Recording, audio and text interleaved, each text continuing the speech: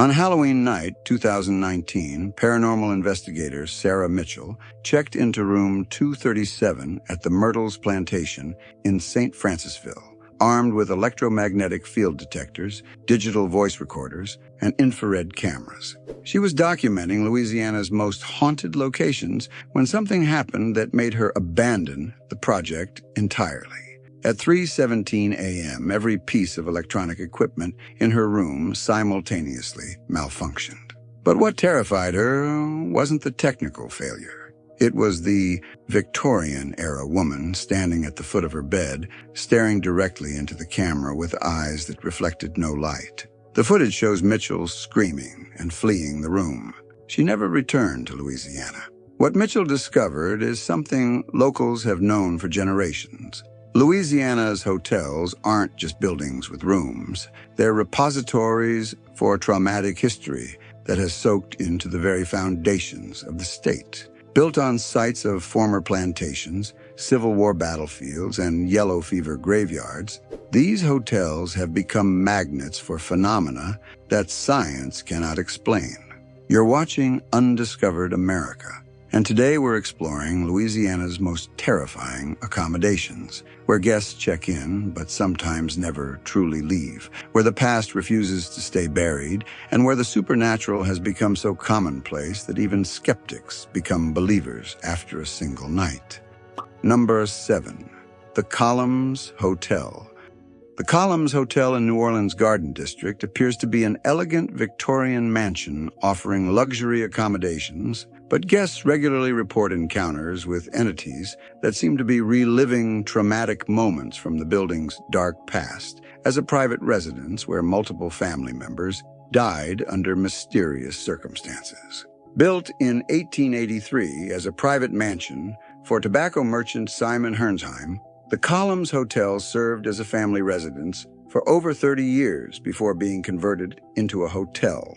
The Hernsheim family's time in the mansion was marked by a series of unexplained deaths that left neighbors whispering about curses and supernatural influences. Between 1895 and 1905, 4 members of the Hernsheim family died within the mansion's walls, each under circumstances that baffled doctors and investigators.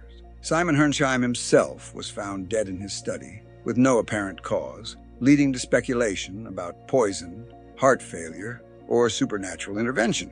When the mansion was converted to a hotel in 1915, the new owners hoped that commercial use would somehow cleanse the building of its tragic association. Instead, the paranormal activity intensified, as if the change in purpose had disturbed whatever forces remained within the structure. Modern guests report encounters that seem to recreate the family's final moments. In the room that was once Simon Hernsheim's study, visitors describe the overwhelming scent of tobacco mixed with an acrid chemical smell that makes their eyes water and throats burn.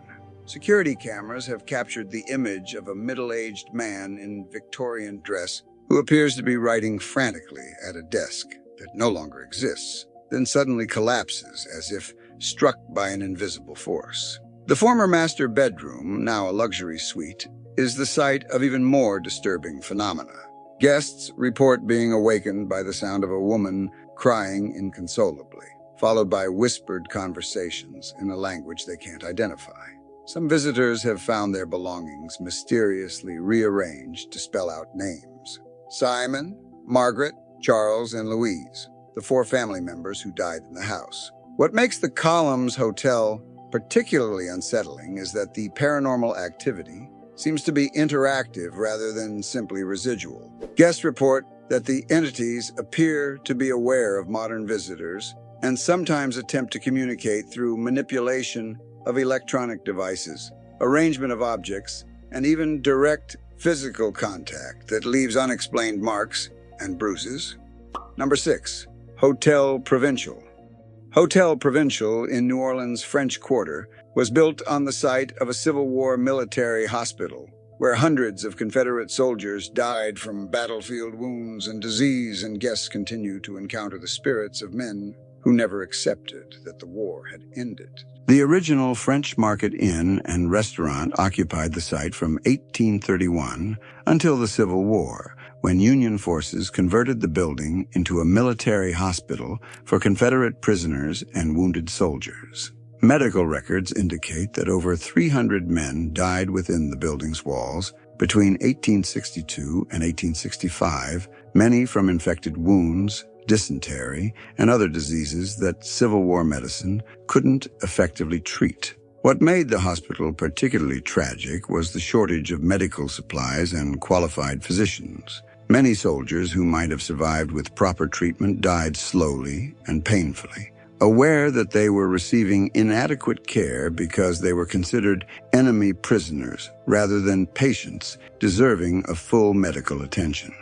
When Hotel Provincial was built on the site in 1961, construction workers reported finding human remains, medical equipment, and personal effects that had apparently been hastily buried when the war ended. Rather than conducting proper archaeological excavation, developers chose to build around and over these discoveries. From its opening, Hotel Provincial has been plagued by supernatural phenomena that guests and staff describe as encounters with Civil War soldiers who seem unaware that the conflict ended over 150 years ago.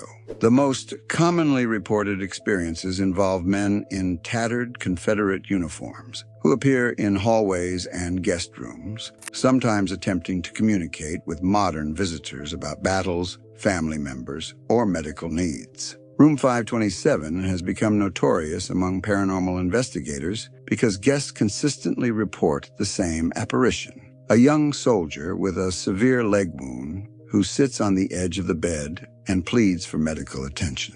The entity becomes increasingly agitated when visitors cannot provide the medical care he desperately seeks, sometimes resulting in poltergeist activity, including thrown objects and electrical malfunctions. The hotel's courtyard, built over what was once the hospital's surgical area, is the site of even more intense supernatural activity. Security cameras regularly capture unexplained figures moving across the space, and guests dining in the courtyard restaurant report sudden temperature drops, the smell of medical antiseptics, and the sound of men groaning in pain. Number 5. Bourbon Orleans Hotel.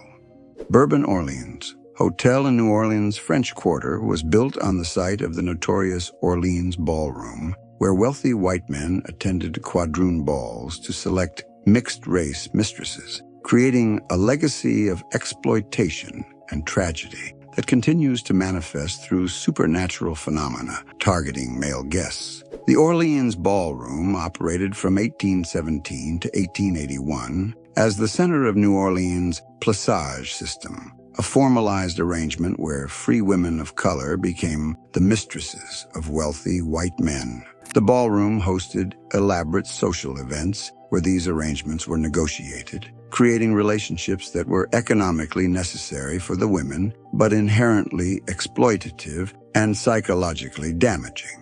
Many of the women who participated in the Placage system lived tragic lives, caught between their need for economic security and their lack of legal or social protection. Some died young from disease or violence. Others lived as social outcasts despite their relationships with prominent men. When the Orleans Ballroom was converted into a convent in 1881, the nuns reported supernatural phenomena from the beginning, describing apparitions of elegantly dressed women who seemed to be searching for something or someone. The religious community interpreted these encounters as souls seeking redemption, but the supernatural activity was so intense that several nuns requested transfers to other convents. The building served as a convent until 1964, when it was converted into Bourbon Orleans Hotel. Rather than ending the supernatural activity, the commercial transformation seemed to intensify the paranormal phenomena, particularly in interactions with male guests who resembled the wealthy patrons who had once attended the quadroon balls. Male guests, especially those traveling alone or staying in rooms that overlooked the former ballroom area, report encounters with beautiful women in 19th century dress who initially appear welcoming but become increasingly menacing as the encounters progress. These entities seem to be reenacting the power dynamics of the Placage system, but with the roles reversed. The spirits now hold the power to torment the men they encounter. The most frequently reported experience involves apparitions that appear in mirrors, initially seeming to be reflections of elegant women standing behind the hotel guest. As the encounter progresses, the reflected woman's expression changes from seductive to accusatory, sometimes speaking in French Creole about betrayal, abandonment, and revenge. Room 730, located directly above what was once the center of the ballroom, has become known among paranormal researchers as one of the most active supernatural sites in New Orleans. Male guests in this room report being awakened by women who attempt to seduce them before revealing injuries or deformities that suggest violent deaths. Number 4. The Myrtles Plantation. The Myrtles Plantation in St. Francisville is widely considered one of America's most haunted locations, built on a site where enslaved people were brutally murdered and where the trauma of slavery has created supernatural phenomena so intense that paranormal investigators warn against overnight stays. Built in 1796 by General David Bradford on a Spanish land grant, the Myrtles Plantation operated as a working cotton plantation for over 150 years, relying on the forced labor of hundreds of enslaved people who lived and died under conditions of systematic brutality that the historical record has only partially preserved. Archaeological evidence suggests that the plantation's enslaved population suffered mortality rates far higher than typical for Louisiana plantations, indicating unusually harsh working conditions, inadequate medical care, or deliberate violence that went beyond the already horrific norms of slavery. Mass graves discovered on the property contain remains showing evidence of violent death, malnutrition, and untreated injuries. The most notorious incident in the plantation's history involves Chloe, an enslaved woman who allegedly poisoned members of the plantation owner's family with oleander. According to local accounts, Chloe was executed by other enslaved people who feared collective punishment. But historical evidence suggests the story may have been created to obscure more systematic violence against the enslaved population. When the Myrtles was converted into a bed and breakfast in the 1950s, guests immediately began reporting supernatural encounters that seemed to recreate the plantation's most traumatic moments. The experiences typically involve apparitions of people in period clothing who appear to be reliving scenes of violence, terror, and death that occurred on the property during its operational years. The most commonly reported entity is a woman in a green turban, believed to be Chloe, who appears in photographs taken by guests even when she's not visible to the naked eye. But rather than seeking justice or redemption, this spirit seems to be warning modern visitors about the presence of more malevolent entities connected to the plantation's violent history. The plantation's main staircase is the site of particularly intense supernatural activity, with guests reporting the sensation of being pushed or grabbed while climbing the stairs. Security cameras have captured unexplained figures moving on the staircase, and several visitors have suffered unexplained injuries while using the stairs. Room 6 has been the site of so many supernatural encounters that the hotel now warns guests about potential paranormal activity before allowing them to stay there. Visitors report being awakened by the sounds of children crying, women singing work songs, and men discussing escape plans in hushed voices. Number 3, Le Pavillon Hotel. Le Pavillon Hotel in New Orleans' central business district was built on the site of a former cemetery where yellow fever victims were hastily buried during the 1853 epidemic, and guests continue to encounter the spirits of people who died in agony and terror during one of the city's worst public health disasters. New Orleans' 1853 yellow fever epidemic killed over 11,000 people in just 4 months, overwhelming the city's ability to process and properly bury the dead. Temporary cemeteries were established throughout the city, including the site where Le Pavillon Hotel now stands, where bodies were buried in mass graves with minimal ceremony or record-keeping. Yellow fever, transmitted by mosquitoes, caused victims to suffer high fever, severe headaches, and internal bleeding that often resulted in vomiting blood, the symptom that gave yellow fever its nickname, Yellow Jack.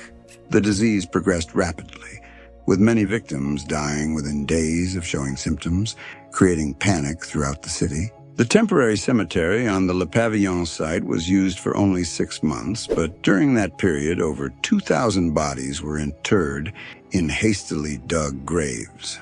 When the epidemic ended, city officials attempted to relocate the remains to established cemeteries, but records indicate that many bodies were never moved. Construction of Le Pavillon Hotel in 1907 required extensive excavation, and workers reported finding human remains throughout the project. Rather than conducting proper archaeological procedures, developers chose to continue construction around and over the discovered remains, essentially building the hotel on top of an unmarked mass grave. From its opening, Le Pavillon has been the site of supernatural phenomena that guests and staff describe as encounters with yellow fever victims who seem to be reliving their final moments. The most commonly reported experiences involve apparitions of people who appear to be suffering from severe illness, including figures who vomit blood, suffer from high fevers, and cry out in pain and terror. The hotel's grand ballroom, built directly over the area that contained the most burials, is particularly active with supernatural phenomena.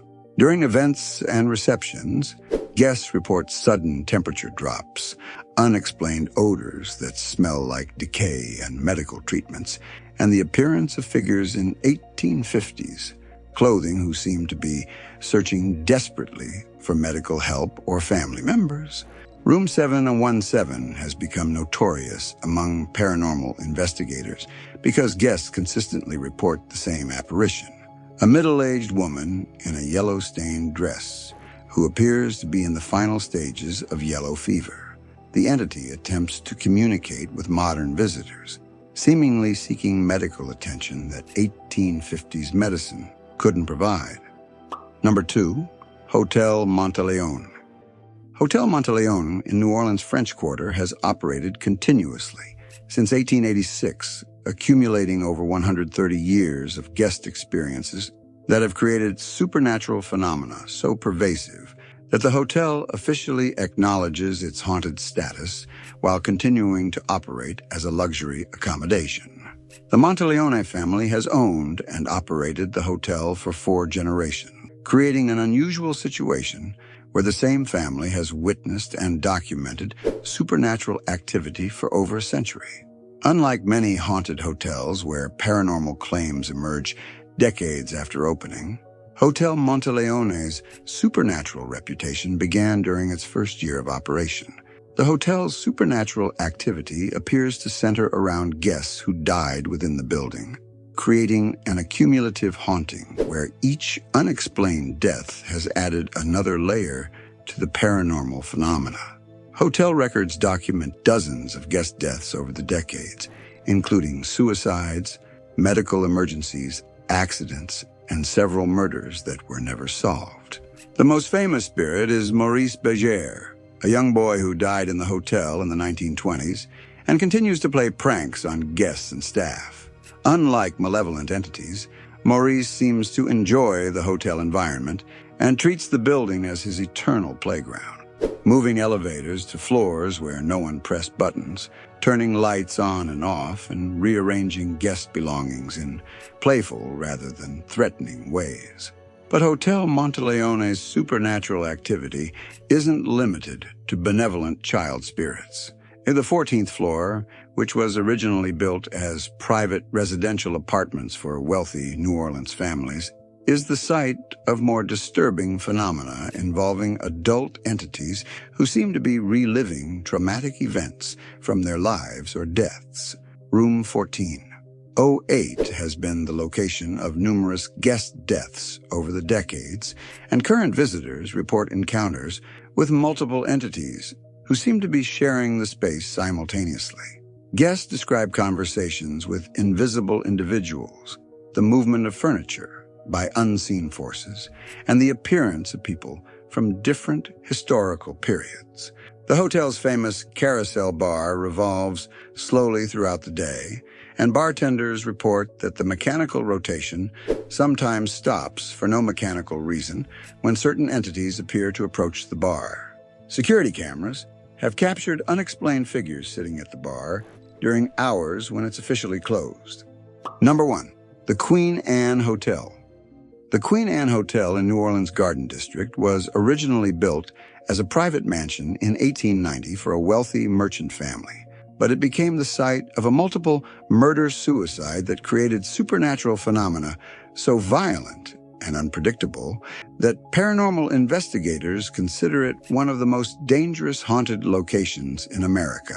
The mansion was built by cotton merchant Charles Graves for his wife Anne and their 4 children.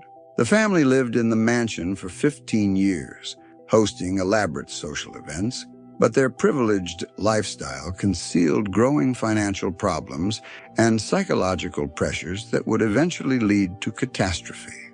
In 1905, Charles Graves faced bankruptcy due to failed investments and gambling debts that threatened to destroy the family's social position. Rather than face public humiliation, Graves made a decision that would forever mark the mansion. On the night of October 13, 1905, he murdered his wife and 4 children with an axe before killing himself with a gunshot to the head. The crime scene was so horrific that newspaper accounts from the period describe rooms splattered with blood and family members who had clearly tried to flee from Graves as he pursued them through the house. The youngest child, 6-year-old Margaret, was found in a closet where she had apparently hidden after witnessing the murder of her siblings.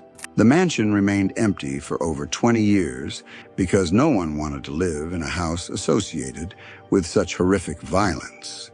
When it was finally converted into a hotel in 1928, the new owners hoped that commercial use would somehow cleanse the building of its tragic associations. But the supernatural phenomena that began immediately suggested that the murders had created something much more dangerous than typical hauntings. Unlike other haunted hotels where supernatural activity is primarily observational, the Queen Anne Hotel's entities appear to be violently interactive, targeting guests who resemble the original family members or who trigger some psychological connection to the 1905 murders. Male guests, particularly those with financial problems or family responsibilities, report encounters with Charles Graves himself, who attempts to convince them that murder-suicide is the only solution to life's problems. Women traveling with children report the most disturbing encounters, including apparitions of Anne Graves, who appears to be reliving her final moments, screaming warnings about her husband's intentions, and begging modern visitors to protect their children. These encounters are so psychologically traumatic that several guests have required psychiatric hospitalization after staying at the hotel. Room 3, which was Margaret's bedroom, has been the site of supernatural activities so intense that the hotel stopped renting it to guests in 1987. Staff members report that the room's temperature remains consistently cold regardless of heating systems, objects move on their own, and the walls occasionally show what appears to be blood stains that disappear within hours. But the most dangerous aspect of the Queen Anne Hotel's supernatural activity is its apparent ability to influence living people's mental states. Several guests have reported experiencing violent impulses toward family members after staying at the hotel, and at least 3 murder-suicides in New Orleans have involved people who had recently visited the Queen Anne Hotel. The hotel continues to operate, But management now requires guests to sign extensive liability waivers and recommends that visitors with histories of mental illness, financial stress, or family problems choose alternative accommodations. So what do these 7 haunted hotels tell us about Louisiana's relationship with its supernatural heritage? And why do these particular locations continue to generate phenomena that seem to grow stronger rather than fade over time?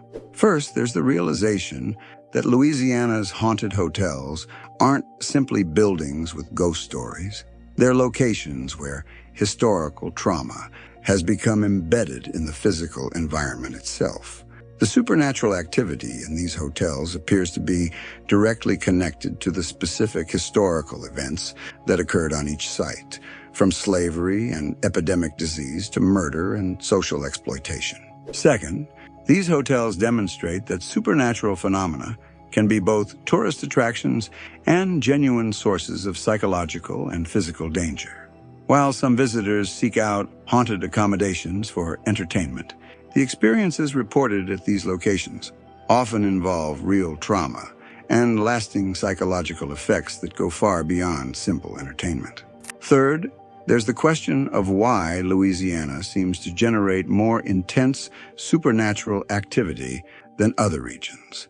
The combination of violent historical events, cultural traditions that acknowledge spiritual presence, and environmental factors may create ideal circumstances for supernatural phenomena to manifest and persist. These 7 haunted hotels represent more than tourist destinations or curiosities. They're repositories of historical trauma that continue to affect the living world in ways that challenge our understanding of death, memory, and the persistence of human consciousness. The next time you're planning a visit to Louisiana, remember that some of the state's most elegant hotels carry more than just historical charm. They carry the unresolved energy of people who suffered and died in ways that left permanent impressions on the places they once called home.